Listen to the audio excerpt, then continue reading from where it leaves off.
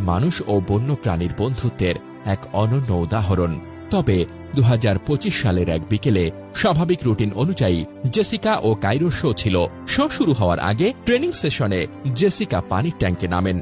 প্রথম দিকে সবকিছু স্বাভাবিক থাকলেও কিছুক্ষণের মধ্যেই কাইরোর আচরণ বদলে যায়। সে বারবার ট্যাঙ্কের চারপাশে ঘুরছিল, স্বাভাবিক সিগন্যাল উপেক্ষা করছিল, পানির নিচে লুকিয়ে থাকছিল এবং হঠাৎ উঠে আসছিল। হঠাৎ করেই কাইরো বজ্র গতিতে জেসিকার দিকে ধেয়ে আসে। মুহূর্তের মধ্যে তার বাহু কামড়ে ধরে পানির নিচে টেনে নিয়ে যায়। দর্শকরা প্রথমে ভাবেন এটি হয়তো শোয়ের অংশ, কিন্তু কয়েক সেকেন্ডের মধ্যেই পরিস্থিতি নিয়ন্ত্রণের বাইরে চলে যায়। ট্যাঙ্কের নীল জল রক্তে লাল হয়ে যায়।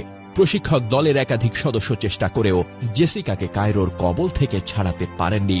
কয়েক মিনিটের মধ্যেই সবকিছু শেষ হয়ে যায়। বিশেষজ্ঞদের মতে অর্কার আক্রমণাত্মক আচরণের পেছনে কয়েকটি সম্ভাব্য কারণ থাকতে পারে।